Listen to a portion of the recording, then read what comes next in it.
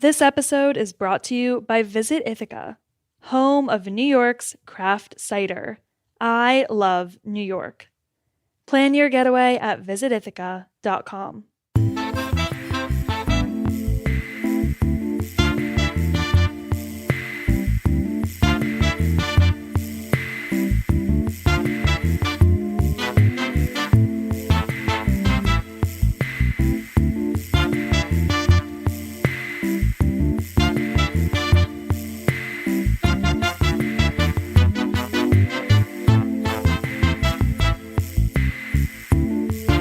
Welcome to the Grape Nation, your weekly wine journey. We celebrate our 200th podcast with Gary Vaynerchuk. We'll talk to Gary about wine, the digital world, NFTs, his new book, and more. I'm your host, Sam Ben-Ruby. Stay with us for the Grape Nation on the Heritage Radio Network. We bring wine to the people. Gary Vaynerchuk is the chairman and CEO of VaynerX, overseeing companies including VaynerMedia, Vayner Sports, Vayner NFT, Tracer, Gallery Media Group, to name a few. He is a prolific angel investor with ties to Facebook, Twitter, Uber, and Snapchat, among others. He is co-founder of Resi, Empathy Wines, VCR Group, and his latest passion, VFriends. A true entrepreneur at heart, Gary can't pass a garage sale without stopping and picking up a 15-year-old Furby. Gary is a 5-time New York Times bestselling author. His 6th book, 12 and a Half, Leveraging the Emotional Ingredients Necessary for Business Success, is coming out this month at the end of November. Gary V is truly a dear friend and the sharpest dude I know. I just want to mention that we had some problems with the audio at the beginning of the interview. We were able to fix everything, so hang in there and enjoy. Thank you, sir. Welcome back to the Grape Nation, Gary. We're talking to Gary remotely in New York City. Thank you for coming on and doing our 200th podcast. That's special to me. Thank you. So what episode was I on before? You were like on 21 Some and 89, random you know, like numbers. so Nothing. I've leveled up. This is your third time, but Josh Green from Wine and Spirits Beach, he comes on every Christmas. He'll be on 6 times. I like him a lot. All right, so Gary. One of my first guests on Wine Library TV. Yeah, he's a sweet guy. We do a year-end thing. That'll be early December. All right, so you know this is a wine podcast. Yes. So we do have to talk some wine. I'd like to. But before we get into the grape, I want to get your take on a few things. NFTs, the digital world, and of course your new book, which is fresh to come out.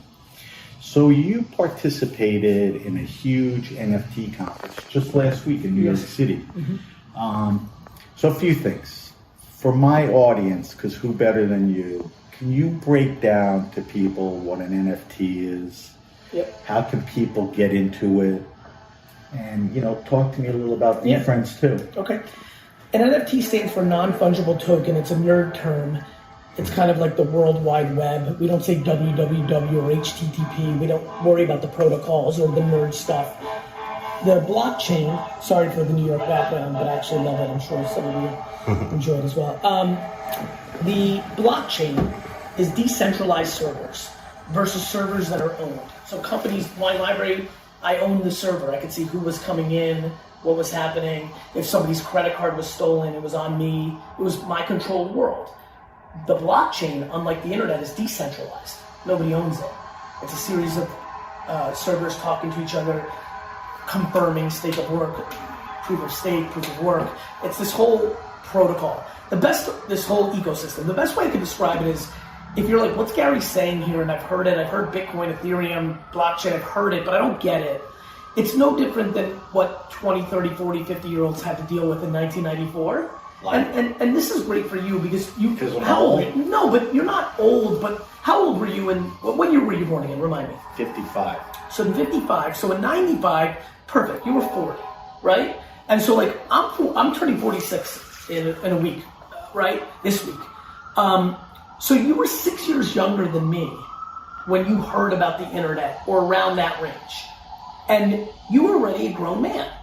You had children. Right. Those characters. You were a grown man, and you probably, and you thought you were a hotshot and Stern and radio. You probably had to take a few minutes, aka hours, weeks, maybe even months, maybe even years, to get comfortable with like you remember, and a lot of Years. listeners, it was like, Literally what is years. this? And the first time I went on, it was like going into the vortex. Unbelievable. And so, people are struggling with the blockchain because what an NFT is, it is actually owning something digitally for real. And we've lived, much like Earth, much like your first 40 years, you lived life without the internet. You lived it. You didn't buy something online. You wanted to buy something, you went to a fucking store, right? You didn't, look, you wanted information, you literally had to use an encyclopedia. Or like, somebody had to tell you. You had to find it in a book. Now you, right? Like, see, even notice how you're like... Right, the Encyclopedia Britannica. I have gotten so much, I was so bad in school. Google, over the last 20 years, has genuinely made me educated in things, right? Besides documentaries, Google... Twitter search. All of it. Twitter search is more like the pulse, but like a true Google search of like real stuff, like what does this word mean? Right? Or like, where is that place again? Like, is that in Africa or the Middle East? Like, just little things. Anyway, everyone's struggling with, wait, I own this digitally? Yes, you own this digitally. An NFT is something that is proven. We've heard the jokes already, like, this is so stupid, a JPEG, I can just right click it. Well, you can't. Like, I can go outside right now, take a photo of myself next to a Ferrari, and I can make pretend I own it, but I don't actually own it. You can right click a CryptoPunk or a VFriend or a Bored Ape Yacht Club and post it on and take over your Instagram account.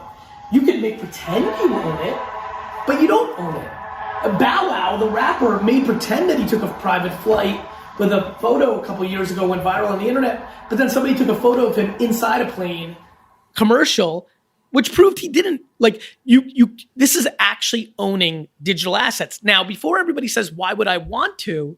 Well, why would you want to own a bottle of 82 Petrus? Is it because you want to drink it? Or is it because you want to tell Sam Ben-Ruby that you own it?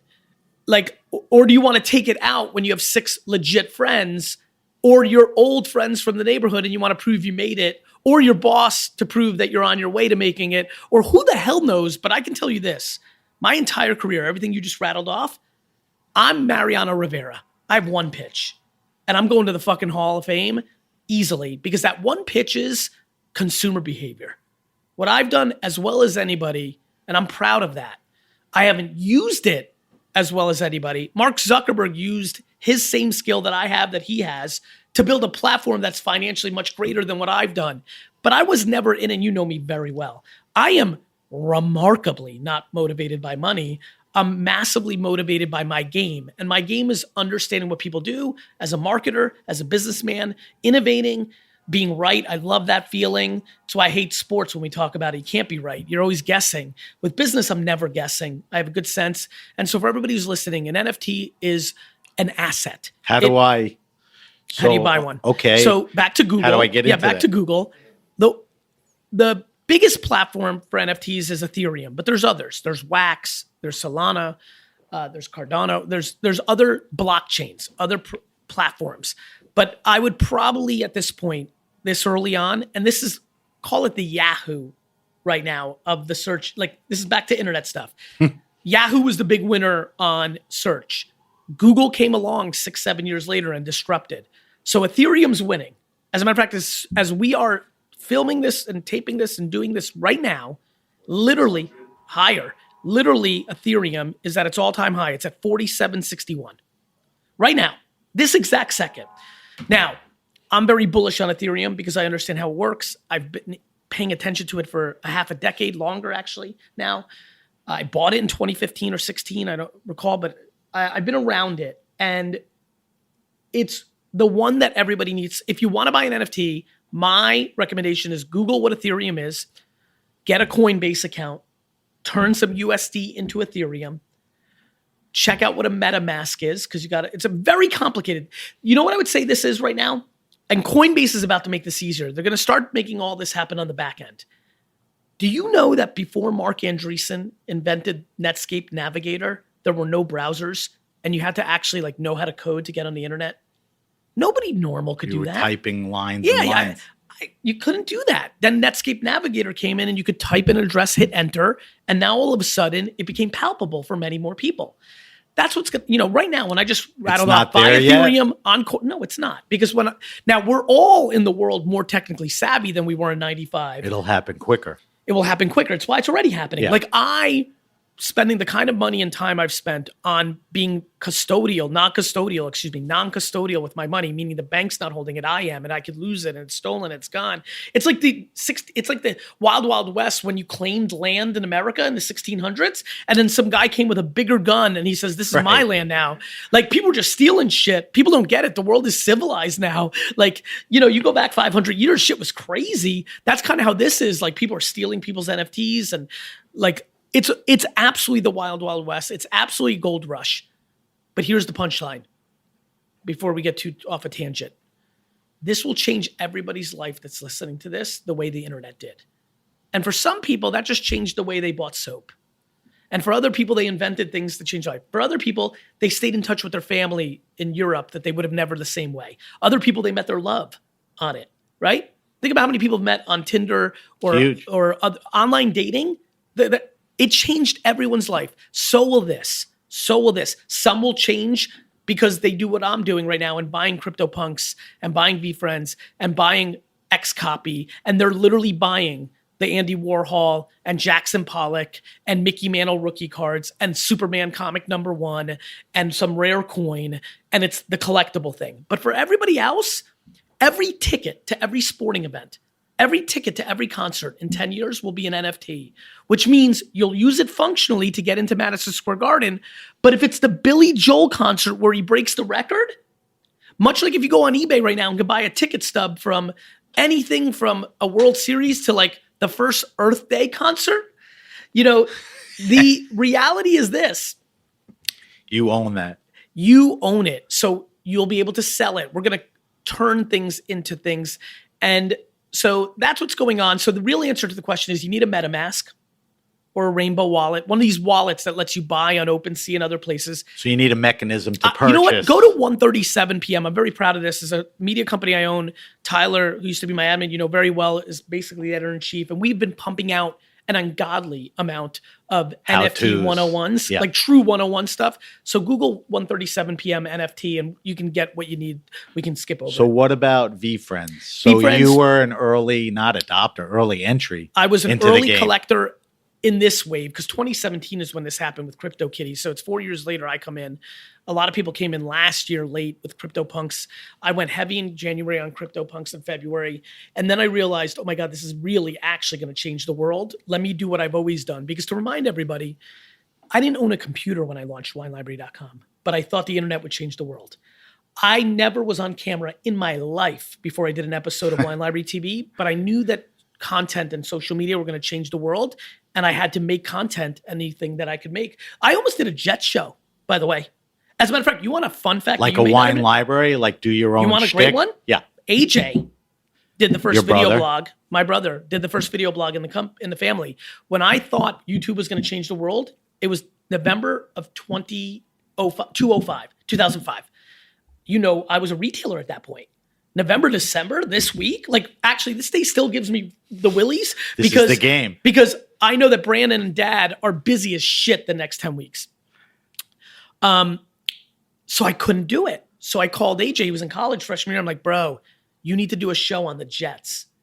And I got to find those videos. So from November and December and January, AJ did a show. And ironically, he stopped because season was over. He never went back to it. And then February 20th, I started Wine Library TV. Same thing happened this time. Oh my God, the world's changing. I have to be an active participant. I've been having this idea of a toy company called Workplace Warriors.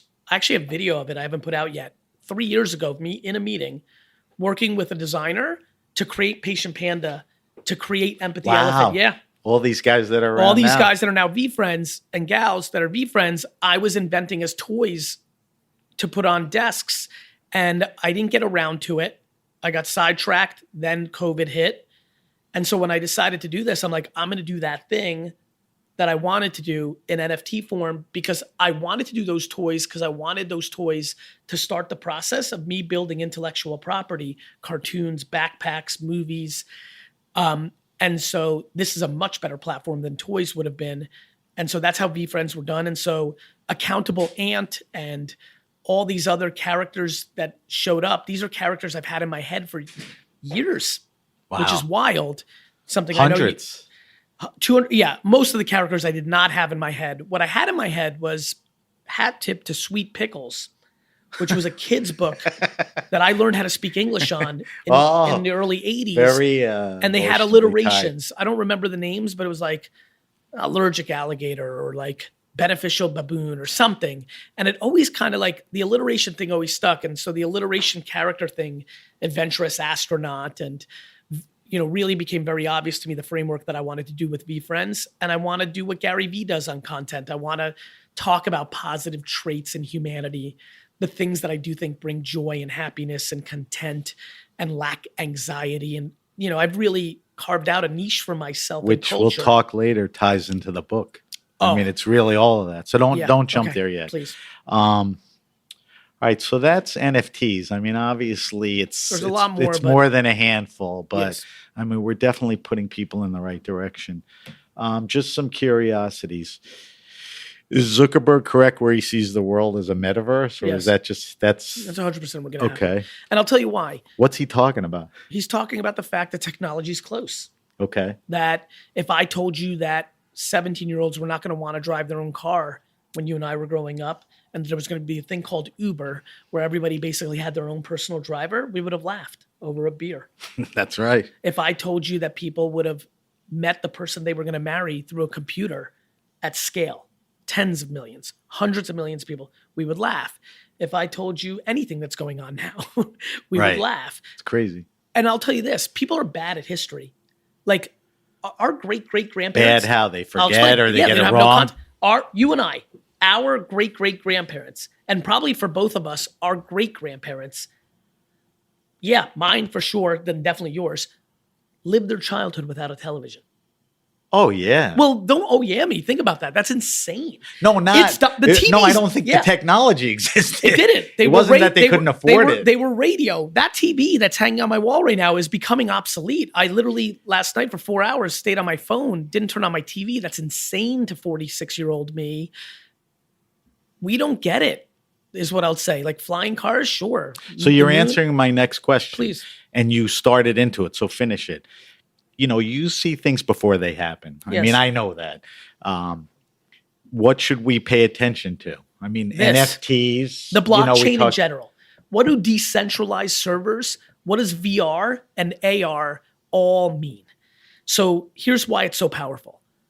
All of this is coinciding at the same time. You have decentralized servers that can prove ownership, that everybody has to accept. It's like a ledger. It's like, who owns this apartment? Well, the state says who. Right? A stamp. Right. Well, that's what the blockchain is. And it's even better. It can't be manipulated like a human being can. Right? How do approvals get done? Right? You milk a whole bureaucratic. But you milk that person. If you're in a small town and you need an addition to your house, inspector or whatever. Yeah, exactly. It's all humans that are getting kickbacks, and even when they're not doing the wrong thing, it's subconscious bias. I just like this guy. He's a good guy. I'm gonna prove I don't like him. Yeah, or that or you're insecure, and that's why you become a politician so you can have power and like all that bullshit. Anyway, that's happening. Meanwhile, at the same time, the technology around AR and VR is moving quickly.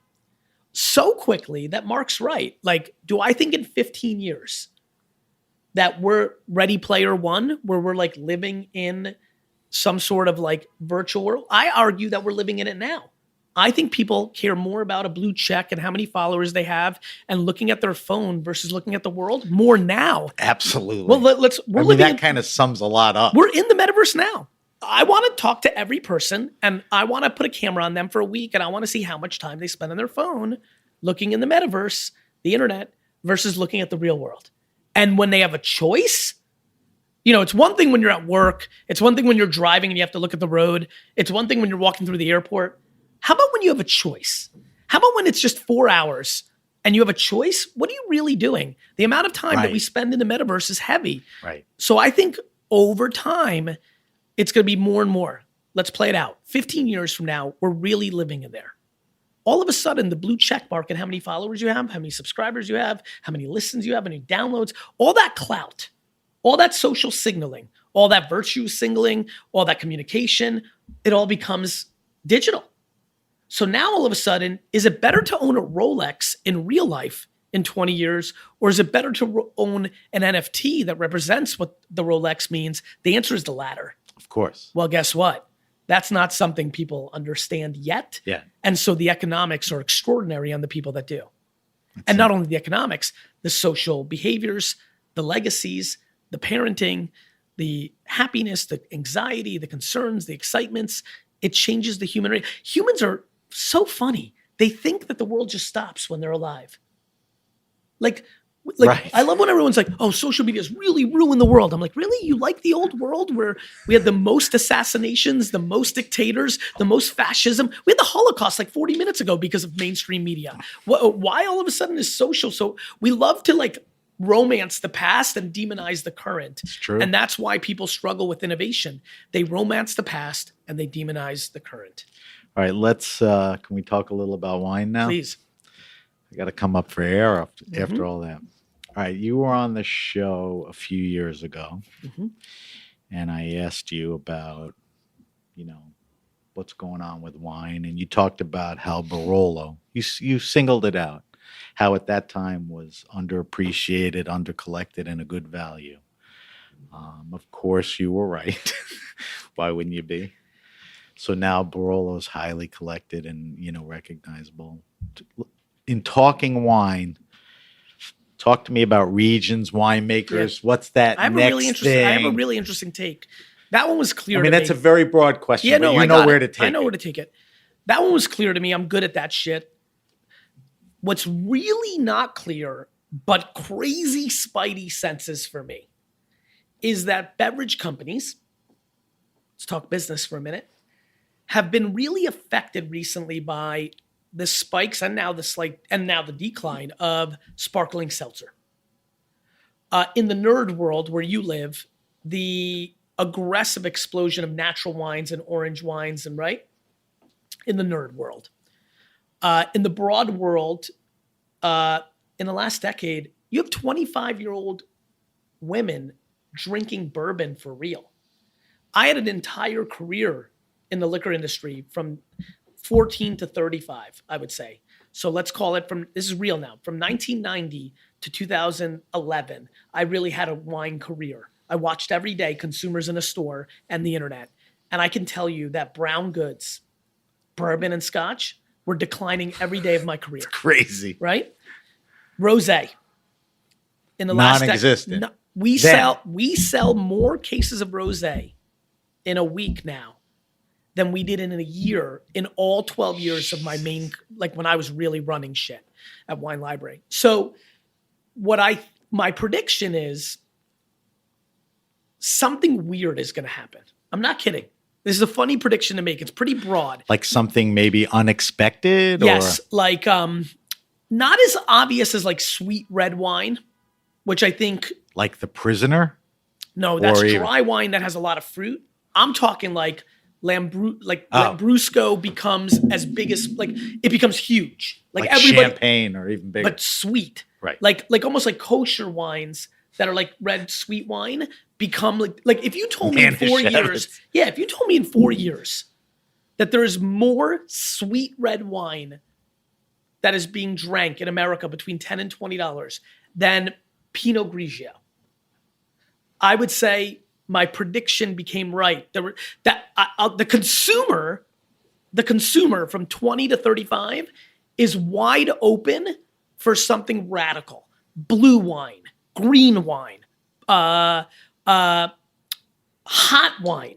I'm making up shit right now. Which is like mead, right? Like you can feel the curiosity. What happened was the wine world used to be dictated by Spectator and Parker. Right. And the Wall Street Journal. It's more and the democratized now. It's so democratized. Right. And you have entrepreneurs that are like entering and doing different shit.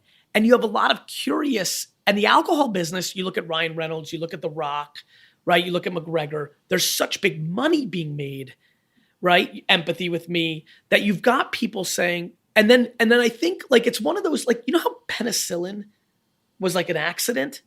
Bread. Right? By the way, another thing I learned on Google long after my life. I think that something this is kind of my spidey senses in this decade. Somebody's like gonna, some strain of something's going to come up. Yeah. It's going to be like, what if we made alcohol the way they make soda?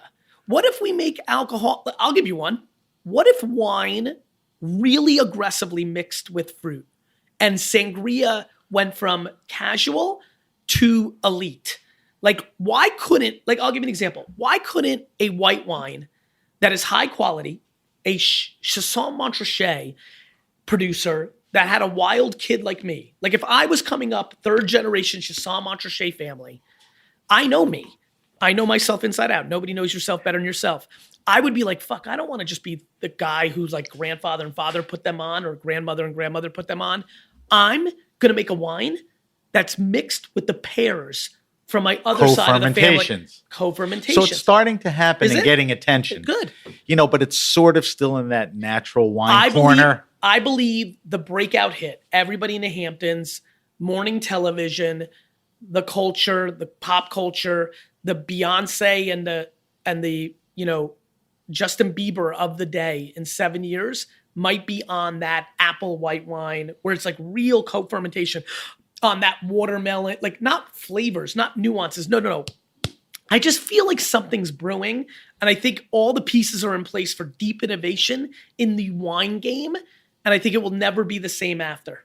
So to that point, it's kind of happening, and I've had guests on that have talked about like co-fermentations, fruit, the type of farming where they're growing pears and grapes. There are people doing that, but it still falls. Is there a wine that you can talk to? Hayu Farms, Nate Reddy. He's a permaculturist. And so what does it taste like? It's like a field blend. But it has other things besides grapes? Yeah, I mean, he'll put pears in it. And does it taste sweet? Have you had one yet? Yes, I've had a bunch, and some are sweeter and some are sweet, but they're not. I'm very into that. They're not cloying sweet. I'm going to have to get you that because but the question really is that kind of still falls in that natural wine world because that's the guy doing it, not Arahu or whatever. What happens is you have a Randall Graham that comes along and an innovator, different time than natural, right? But you have somebody come into the natural wine game who also wants to be Jeff Bezos or Elon Musk or Oprah Winfrey or Sarah Blakely. So they're not there just for the art; they're there for the commercial success. He mass-produced his dream, and they mass-produce quality. Right. Mass producing is one thing. It's one thing to be $2 Chuck. It's another thing to make Tignanello, which makes plenty of cases. Right. So does the natural wine world, I mean, give me your thoughts on that. Everything goes from hippie to mainstream. So it's a thing that's going to become. You were a hippie, right? Oh, yeah. Yeah. So you see these kids talking about meditation and microdosing mushroom. It's mainstream. You're like, fuck, this was the most extreme shit. Now, Mike, you probably laugh at your boys. You're like, these fuckers think they're innovating. I was doing this shit 100 years ago. That's exactly what's happening. So that's what I think is going to happen with natural wine, especially co-fermentation. Listen, I'm sitting here right now being like, fuck, man, I need to start a co-fermentation. I love blueberries. I've got a great brand in that, right? Everyone knows I love blueberries.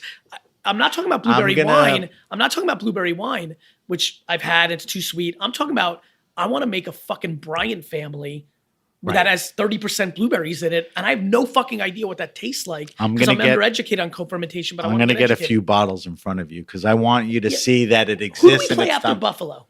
That's next this weekend. What's the 21st? Do we know? I forgot. Tells you what kind of season it is. Where I don't have the Will's going to check. Do you think? Do you think this stuff happens because we're in a digital media world, which has had an incredible effect on wine? We talked about the democratization of it, where people are involved. We're talking about the audience that uses digital heavier, maybe a little younger. I mean, of course, is that what's going to push all of this stuff? Do you think natural wine has a presence because of digital media, or would have been more organic? Of course it does, because without digital media, Spectator and Parker would continue to dictate the agenda. Right. And maybe it would be bigger because Parker's gotten older and obviously he was a human. So that would have played out. But Spectator, you understand. Parker was less commercial. than Spectator, but he had equally this influential.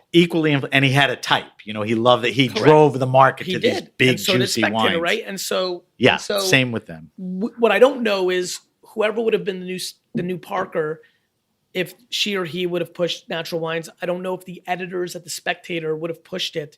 But the reason it's happened is sommeliers on Instagram, characters like you. I mean, I view everything that's going on in wine media today as a derivative of Wine Library TV.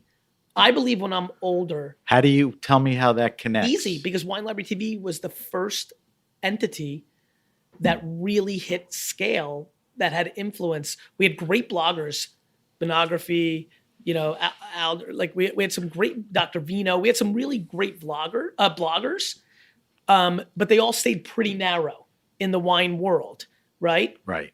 You know, but Wine Library TV, I mean, every second restaurant I go to in life, every third restaurant I go to in life, the sommelier comes up to me and tells me a story of being 15, 14, 12. How it influenced. 100%. Yeah, I totally agree with that. I mean, I'm incredibly proud. And I say this not with bravado or cockiness. I say it with like luckiness of right place, right time. But I do believe Wine Library TV, and I believe the Vino, and I believe, what was that thing Eric built in Cellar Tracker? I think Eric Levine's still doing it. Wine Berserkers.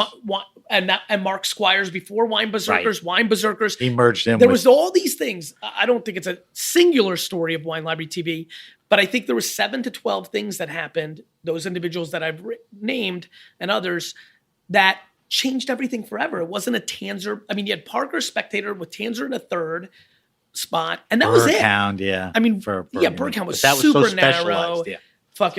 Yeah. Wine Enthusiast was really not in the game. There was nothing else. And now you have all these things, which is amazing. Yeah. And you know what's exciting to me? Tomorrow, a sommelier who's quietly been doing work in Austin, Texas, she decides, you know what? I'm going to start making TikToks. And in fucking 24 months, she's the single most important voice in the game. And if she loves Gamay more than life, well, guess what? She's going to push the needle on that. Let there be no confusion. Chateauneuf de Pape was a non-factor in this country before Robert Parker. A non-factor. Robert Parker giving Dan Phillips and Jorge Ordonez his platform at scale in the late 90s, early 2000s was monumental in the explosion of Spain and Australia. And I would argue is a derivative impact on the herding aspect of premium Spanish and Australian wines, because the backside. That's a good overall point. In a gold rush, yes, they were crushing. But what happened was they all started making wine that didn't taste like anything other than fruit bombs. There was no terroir. There was no character that made people distinctive from others. And now it's unbelievable to me how many people don't even consider a $50 Australian or Spanish wine outside of a couple small producers. I know. And that was because it rose too fast and crashed. It's exactly what happened in Australia. It's coming back. You know, I have a story. I was a wine library fan. Pretty much watched it, what was it, almost every day, right? And I remember I was at Sirius Satellite. I had been in broadcast, and I wanted to do a wine show. And because of that, and then there was a story in the New York Times, the cover of the food section. We're talking like 15, 16 years ago, right? 14 years.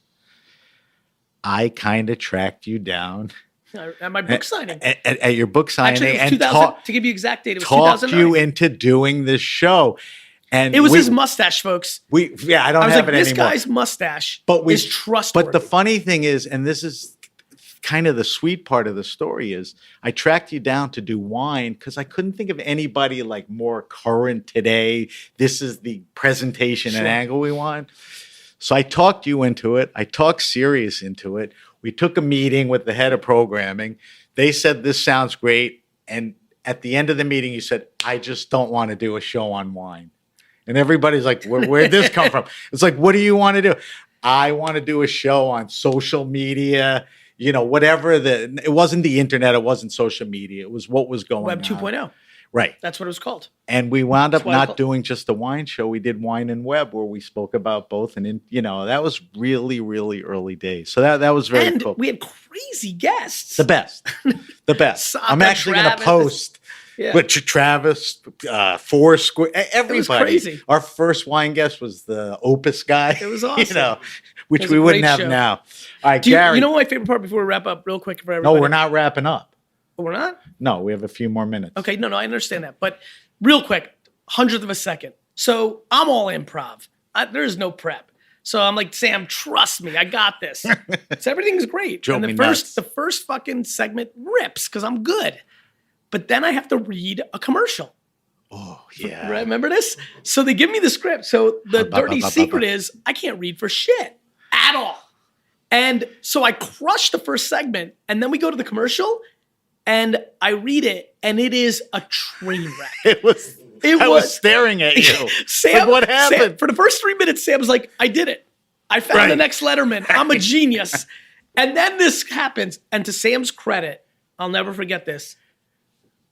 So I read my commercial, and then it goes to commercial. And he runs in like a leader and a partner should. And he goes, listen, Stern would improv his things, and it's why he did so well. This all happened in 3 minutes in between segments. He's like, we're going to have you do that. And I said, good, that works for me. Can you take the paper, like just like he has right now? I'm like, can you just give me 4 bullets? Bullet I remember points. Stella Artois. I remember the That's fucking right. sponsor. And he came back, and I had so the next break, I have to read again, and there's like 6 bullets on it, and I fucking crushed it. And that's how I did it forever. That was it. It was awesome. And we still have those. So at some point we could play them. All right. We got to take a quick break. When we come back, I want to do 2 things. Then I'll let you go. I want to talk about your book, which is very current because it's coming out. And nobody leaves the Grape Nation without answering the wine list. You've done it twice. So we're going to do that. We're talking to Gary Vaynerchuk. You're listening to the Grape Nation on Heritage Radio Network. We'll be right back. This episode is brought to you by Visit Ithaca, helping you to plan your next getaway. Ithaca has waterfalls and wineries, art and theater, outdoor recreation, and family fun. The area is famous for its glacier-carved gorges, co-op-run businesses, and cultural influences from Cornell University and Ithaca College. Plus, you can't beat the beauty of Cayuga Lake, the largest of the Finger Lakes. Beyond 150 waterfalls and some of the region's best hiking trails, Ithaca is cider. The area is well known for its local cideries, which are leading the way in America's cider revival. You can hear from the region's cider makers directly on HRN series Hardcore. There's something really special about Ithaca's climate for cultivating delicious apples steeped in history and terroir. Let Visit Ithaca help you plan your next trip to this hub of food, drink, culture, and agritourism. Home of New York's craft cider, I love New York. Get started at visitithaca.com. Okay, we're back. We're back with my guest, Gary Vaynerchuk. Let's talk about your new book.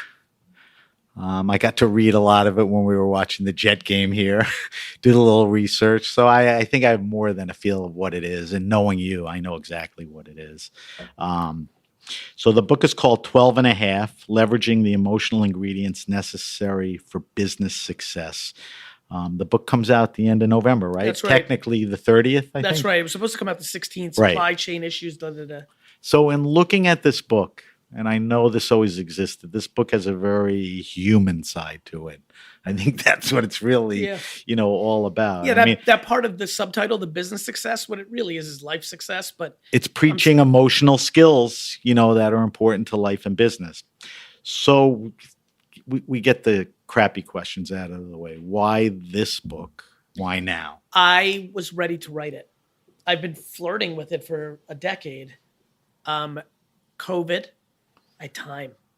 I was just sitting and thinking. I'm also 45 now. You know what? Look, the book's called 12 and a Half. There's 13 ingredients to success. One of them is candor.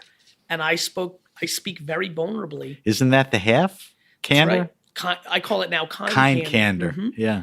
I speak very openly in the book that every bad thing in my professional career is predicated on my inability to be candorous, which is wild to people because I'm incredibly candorous as a public figure, as Gary Vee, in sports talk and life. But one-on-one, as a manager, I'm not confrontational. And my dad is, my dad. My dad is very confrontational. I think I started off not confrontational, and then I was groomed under his confrontation, which made me want to go the other way.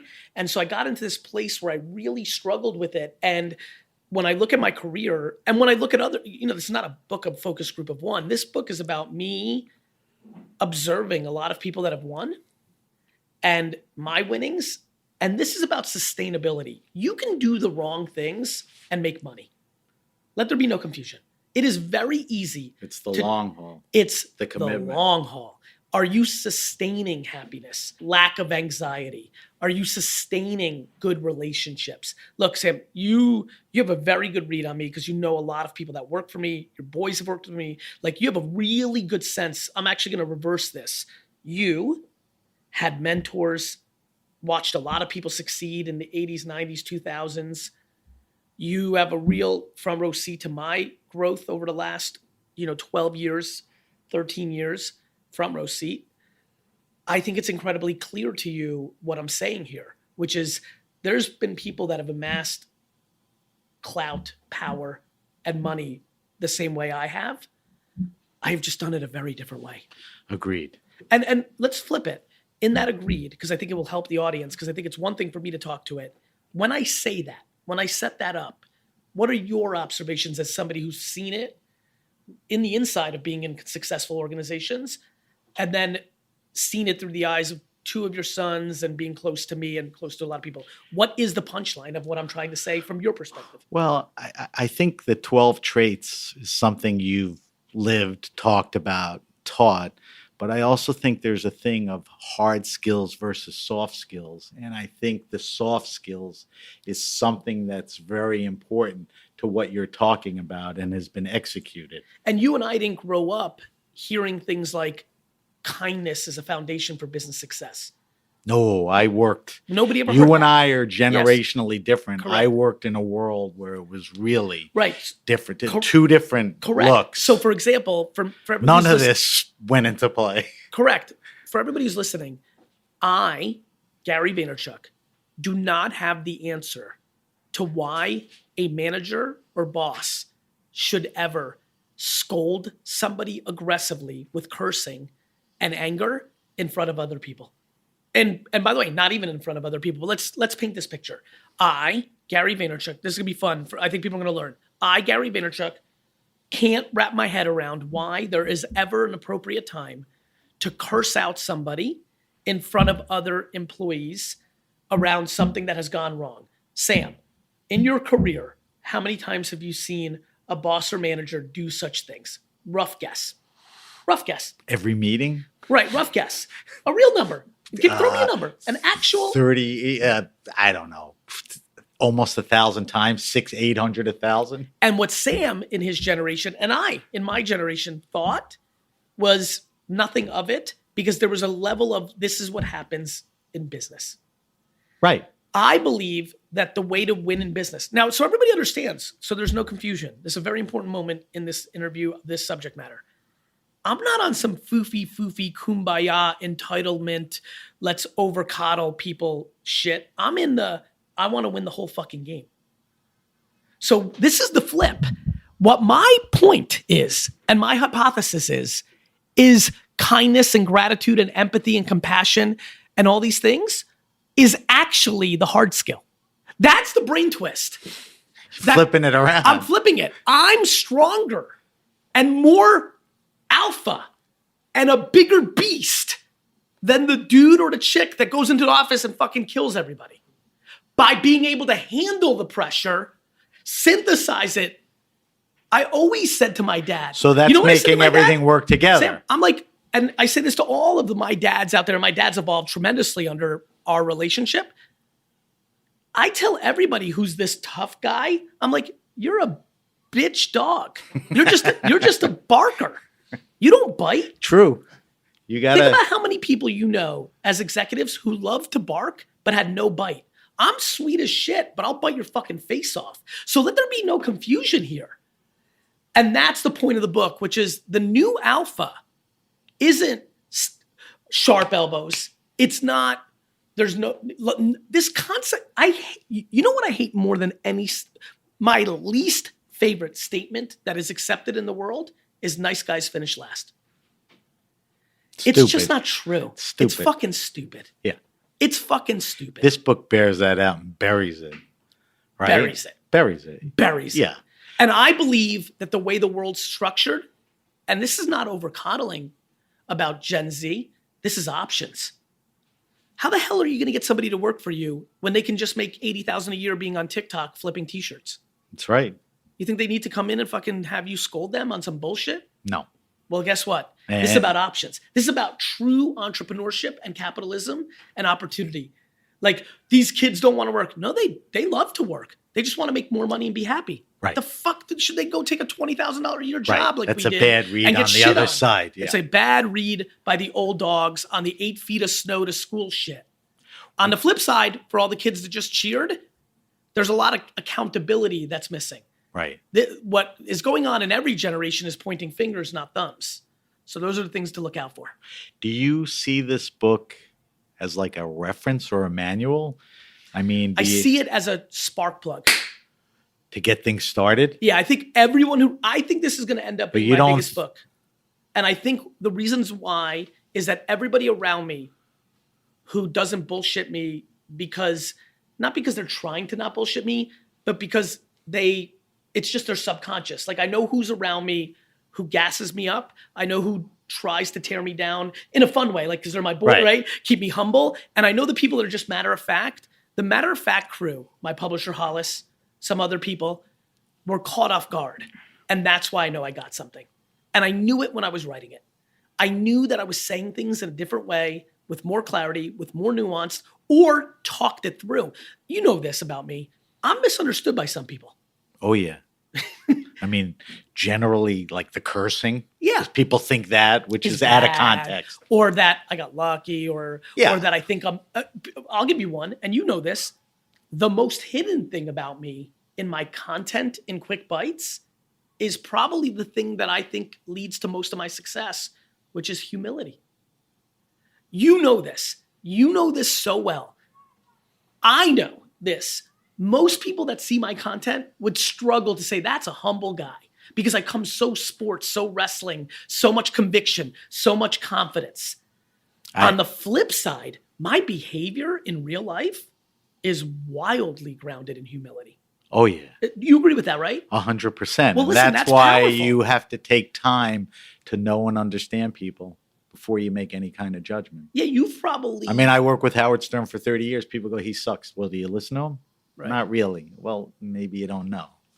Yeah, you've really had a funny career where, Howard, you've been around people who've genuinely invoked reaction and hot takes. I think I'm drawn to that. Yeah. It's more, it's more interesting. Jinx. All right, so, he can't talk. No, that's it. I got you on the jinx. You've got to respect it. Wait, right, what happened? No. Oh, stop it.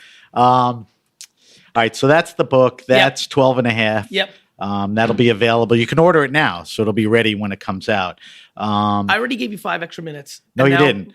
We got to do one last thing. Fast. We do the wine list. Go. We ask all our guests, 200th episode. Yep. We've asked 200 people the same 5 questions. Well, not 200 people, because you've had green on 40 times. No, but the 200 versions of not Yes. 200 people. All right. Spontaneous. You're in a rush, so you move quickly. I beg people to do that because it's the end of the show. What are you drinking now? What's interesting you? What's in I'm the fridge? drinking Don Hoff like crazy. So Riesling. Okay. You were never, in my recollection, a huge Riesling guy. You knew it, appreciate it, but you're appreciating that now. Why? I love the way I'm eating. Right. Is affecting it. I'm eating a ton of fish and sushi. So you're pairing compatible stuff. I agree with you. And I genuinely enjoy the ease of it.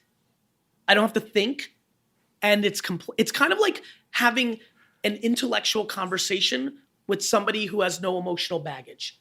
It's like, it's interesting and easy. I agree. And it's a Psalm That was actually favorite, funny. and it's going through some good That was growth. a good, I need that clip. That was clever. All right, you'll get it. This is the goofiest question. Go. Favorite wine and food pairing. Not something you eat every night. I tweeted something yesterday. What was it? Something. Amarone and Butterfingers. You did. I was going to say it's something sweet, and I saw that. You know why? We were here watching the Jet game, and we brought in Butterfingers, and the Amarone was sitting on the table. So you paired. All right, so I'm Amarone a big and Amarone, and Amarone already has that chocolate infrastructure. Candy bars and wine are fun for me, and have always been fun. So I'll go Amarone and Butterfingers. All right. All right. Third question. You should be able to answer this, even though COVID and all that. I don't want you to think you're leaving people out or you have to favor anybody, but favorite wine restaurant and or bar with an eye towards wine. When you walk in, they got the list, the vibe. It's been tough to your point with COVID. You know where I went? Coat. No, Victoria James has thrown up. Her by the glasses, Magnums only. I know. Yeah. I mean, I was That's not only did the I just right go answer. there. Well, great. I went. I was blown away. So much so, I'm going again tomorrow night. Okay. Do you have anything else that jumps to mind like that? No. Okay. I don't want to make it up. That was the clear answer. That's a very good answer for that, because that's all right. Favorite all-time wine. I think the first time I asked you this, I was sort of intimating, Gary, what's that rare, expensive wine? The 47 Cheval? Yeah, but the question really is morphed into, what's that wine to this day that was like a gateway or important to you, or you look back? I got two that stand out. That two is fine. Kenwood 1992 Chardonnay. Okay. Because it was the first wine I sold like crazy it was the wine I sold that made I will never forget. But you drank it and liked it? Well, that's where I'm going. It was the wine I sold as a kid that 100%, if you call my dad right now and said, when did you know your son had it? He would reply, and we haven't talked about this. He would say Kenwood Chardonnay. That's crazy. Because we had tons of it, and everybody bought Kendall Jackson Chardonnay. Everybody in 1992. And people were walking in, and I sold like 27 cases on a Saturday. Wait, did you say Kenwood or Kendall Jackson? Kenwood. Right. And Kendall Jackson was hugely popular. Oh, it was right. It was our number one selling wine every day that I was a kid by a factor of 10. That's the only thing people drank.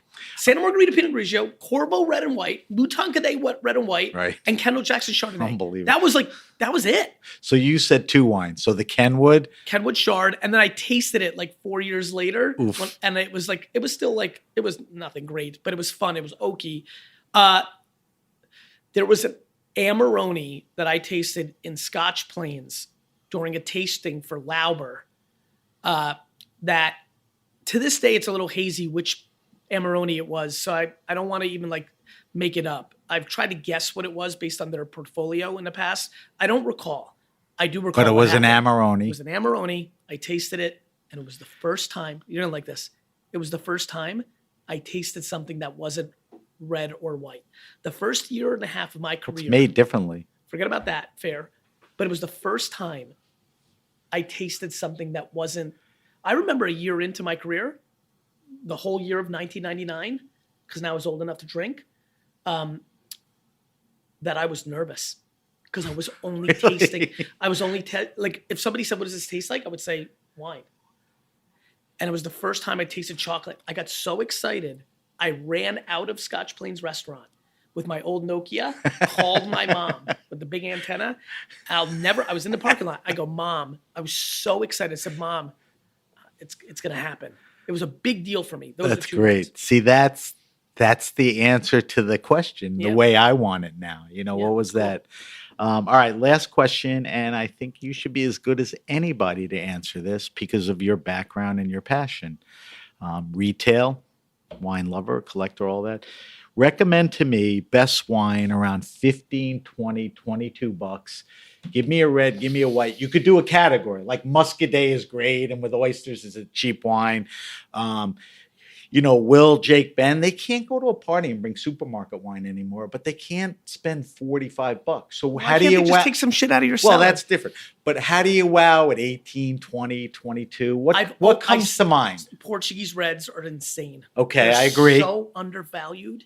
Still. Is this something that you're thinking now, or that's been the way for you for years? Yeah, years. It's a little in vogue Do you know how now. insane it is for me? As my career evolves and I get a little bit more dangerous, financially, I'm pretty interested in buying a vineyard in the Douro? A winery in Douro. All right, I'll go in with you on that. I know you will. So Portuguese red at $20 is insanity. That's a great answer. I think it's $50 European red. I agree with you on that. We visited the Douro and we went into a lot of wineries. I love it. It's awesome. What about a white? I got a funny answer to this that has caught me off guard. I'm going to give you a non-nerd answer. I think $20 retail American New Zealand Sauvignon Blanc is a home run for listeners. Does a maker come to mind? It doesn't have to, but you must be associating the wine and a maker. Yeah, I'm associating a lot of the tastings I've been doing for Wine Text. The problem is I'm tasting so not thoughtfully. I'm tasting to see if it's quality and then just saying yes, and then Brandon does everything. That's kind of a pure way to do it, though. Well, this is why I'm giving the answer. I have been completely taken aback by, remember what I said, 20. So most New Zealand Sauvignon Blanc that everybody's buying is 13, 12, 14, right.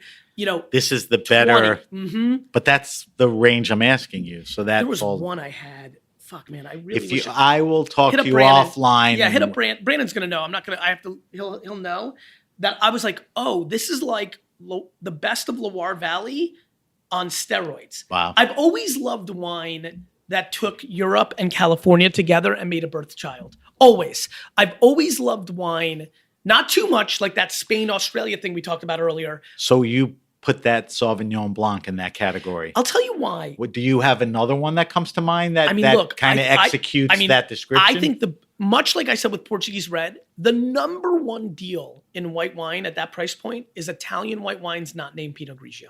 Right. If you spend 18, again, not 9, not 12. Vermentino, Verdicchio. Every Vermentino, Verdicchio, Falanghina, Vernaccia, that is $20 at a discount store like Wine Library, not at your local wine store that's marking full. I'm talking suggested retail 30, buy for $19.99. You will crush what you get. The reason I went with New Zealand, though, is I'm gonna put both those down. wines are not as delicious as a New Zealand $20 wine that I'm talking about. Well, it's the grape. It's got that grassy, also the terroir, right? It's the Capi, it's grapefruit.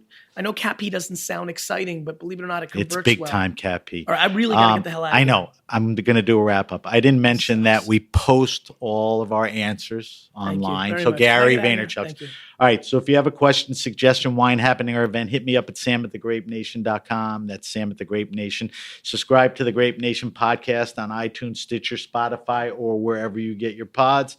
Follow us on Facebook at The Grape Nation, on Instagram at SBenRuby, on Twitter at BenRuby, but you could tie that all together with the hashtag The Grape Nation. Whoa, you got to add TikTok.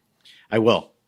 Here's the question. How the hell I've been asking people that we've been trying to build a community on Clubhouse. Am I done with that, or should I continue with that? Should I focus on TikTok? I think Twitter Spaces and TikTok are your way. Okay. But by the way, couldn't you do this after? Because I have 15 minutes. No, we're almost done. We'll post Gary's wine list on our social media. Here's the last thing, Gary. If people want to find you and all your stuff, what's the best place to go to? I would say text me at 212-931-5731.